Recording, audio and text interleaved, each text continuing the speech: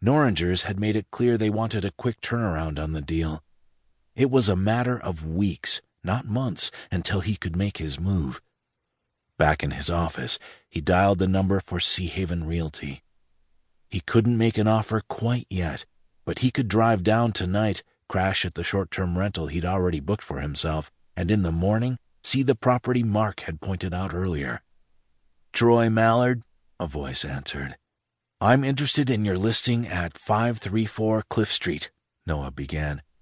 "It's sold." Just like that, his daydreams for the property evaporated. "Sold? I'm looking at the listing." Noah hit the refresh button. The listing reappeared with a pending stamp on it. "Sold this morning." "I didn't even see it yesterday," Noah protested. He'd checked the site several times. It was his favorite form of procrastination. "Listed this morning, sold 2 hours later." Noah bit back a curse. "Look, you aren't the only one looking for a building lot on Cliff Street," Troy said. "But if you want, you can give me your number. Sometimes I get a heads up about a sale before it even goes live.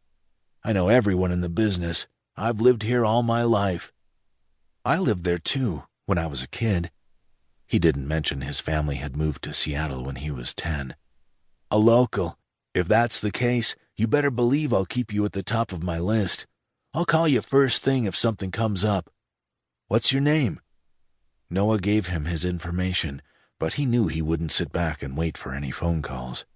The minute the sale of Maxwell Tech went through and he had his payday, he'd spent 24 hours a day online until he found himself the right property. It was time to settle things with Andrew and finally get on with his life.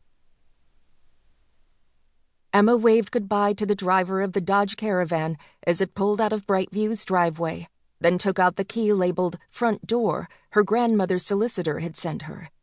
For the fee of $100 plus a huge container of cookies she'd baked to share, she'd scored a seat in the back row of a minivan full of students who'd traveled to Florida on vacation and were now returning home to Sacramento.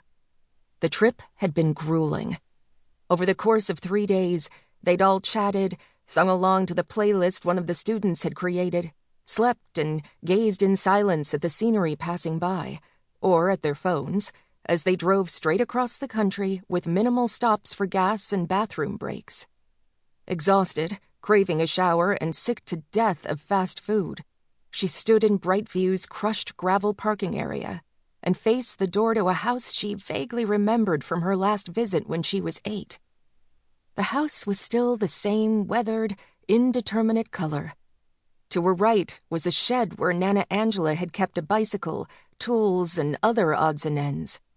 Her grandmother had called this the back of the house, and the side facing the ocean the front. That had confused her as a child, but it made sense to her now.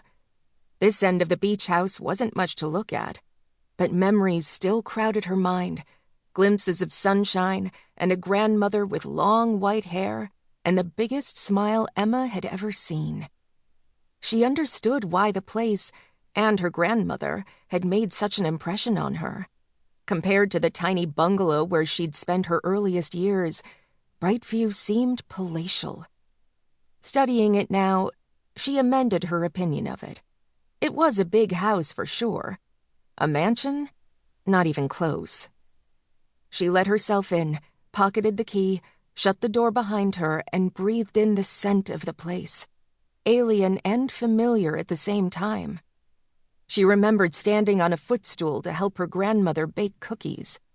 Afternoons at the beach, wading in the surf and finding seashells, exploring every inch of the adjoining cliff garden, too restless to settle to weeding, even though Ashley took to it like a spider to spinning webs, her tiny hands flicking in and out of the plants, rarely making a mistake. "You're a natural," Nana Angela had told Ashley.